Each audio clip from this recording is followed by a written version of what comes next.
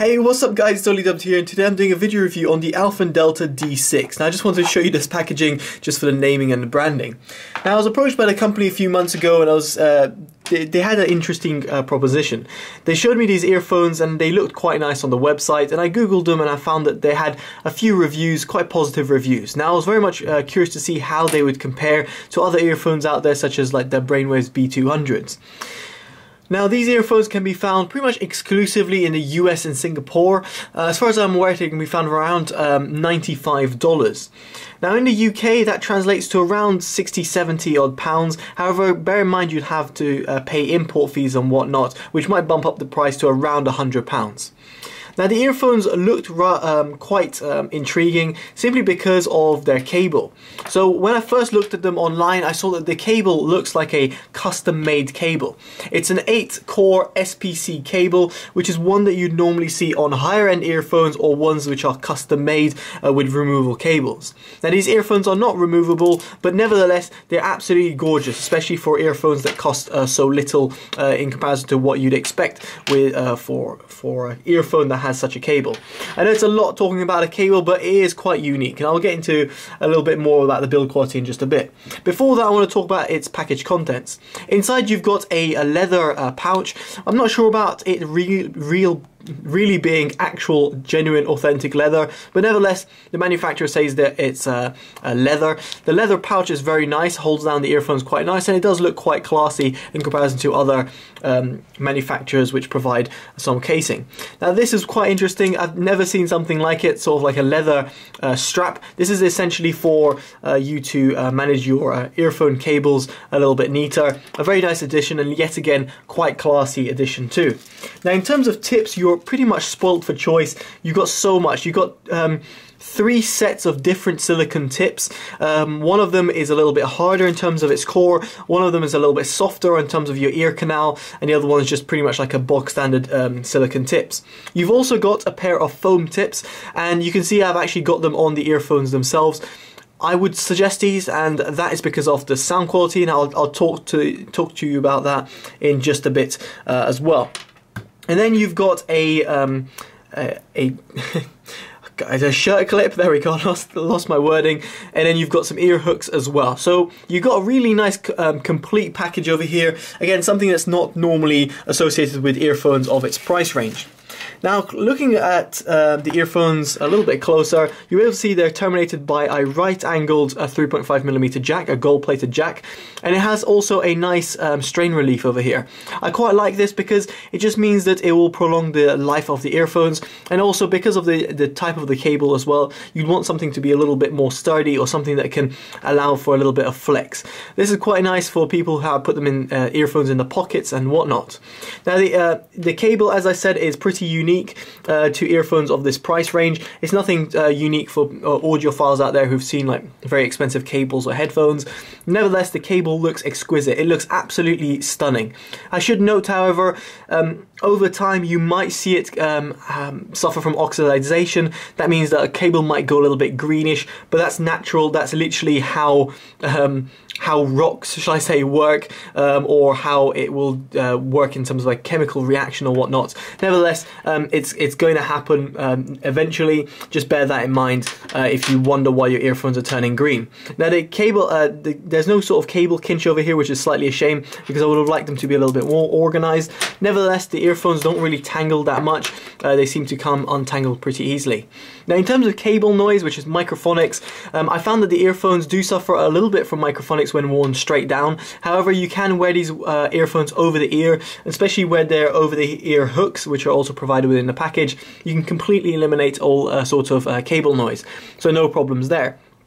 The strain relief on the earphones as well is relatively strong, although I wouldn't put too much pressure on it because it does look it could come undone from its housing. Now the housing is made out of some sort of metal compound. It is very nice and very elegant, slightly cold on touch, so if you're going to be in a cold country like Finland or something like that, you will notice them being quite cold, but nevertheless they look absolutely fantastic. One thing I did notice, and I did find kind of particularly strange, I saw a little printout in the box saying the little bump is for the left earphone. And I did wonder what that is, and when I looked at the earphones I realized there is no left and right indicator, and nothing on the ear, on the cable over here which would indicate one's left or right. The only thing is, there's a small little notch on this little earphone over here, camera probably won't pick it up over here, on the strain relief, which indicates the left side. So that's the left channel, that's the right channel. Now the earphones are housing themselves, they're very nice, they're beautiful, they do get a bit of fingerprints, but nevertheless they are very elegant, and whilst in ear they look nice. They don't stick out too much despite their pretty big-isk design, but they do stick nicely in the ears and do isolate relatively well for earphones of their size. So now let's talk about sound quality. Now I did mention I'll come back to the tips, it's because I want to talk about sibilance. Now these earphones are quite revealing and therefore a little bit sharp on the top end. And therefore, in order to minimize that and just kind of soften it down just a little bit, the foam tips ended up being a real lifesaver. In terms of their overall sound quality, they're very capable in their highs, they extend very well, have a fantastic little sparkle at the top end. However, it can be a little bit annoying when you're listening to vocal songs, or if you're listening to the earphones at a louder than normal volume. And this was something I've noticed in other earphones like Audiophonak PFE range. Just put a foam tip and suddenly you reduce that highs, that little extension, and kind of soften it down just a little bit. So highs are very revealing and extend very well. The mids are actually quite forward sounding, they're not recessed of any sorts. They do sound slightly artificial if you ask me. They don't sound as accurate as other earphones. Nevertheless, given their price range, I can't expect all that much, but still very impressive overall in terms of their mid-range reproduction. The mid-bass is clean, it's lean, and it's very tight and very precise, which is very nice in terms of the overall sound. It doesn't, the mid-bass doesn't overpower the mids and therefore create a sort of recessed V-shaped sound signature. The sub-bass is almost non-existent. Unfortunately, it does kind of cut off on the low end. Therefore, if you're going to be listening to a lot of rumble or a lot of bassy songs like DMB, these earphones will probably not be the best bet for you.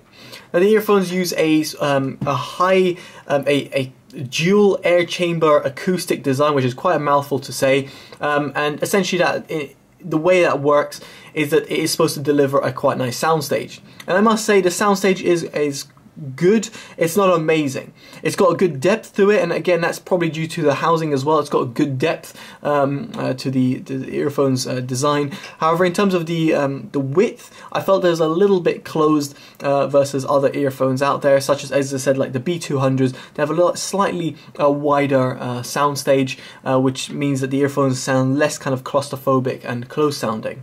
Nevertheless, the overall soundstage is great. Instrument separation is very good too. In terms of positional cues, let's say if you're going to use these for gaming or whatnot, I would have no problems recommending them. Now, given the earphones price range, it feels that I've been very critical and very analytical about these earphones, and that's just because it was actually quite hard to find a lot of flaws at this price. In all honesty, if you gave me $100 and you told me go buy an earphone, these earphones would probably be one of the ones that I'll actually pick out. The Brainwaves B200s are also fantastic earphones, kind of like a different breed. They're more of like a softer, less analytical earphone which don't look as nice. But for something that looks as nice and is a little bit more analytical, these earphones are definitely ones that I would pick.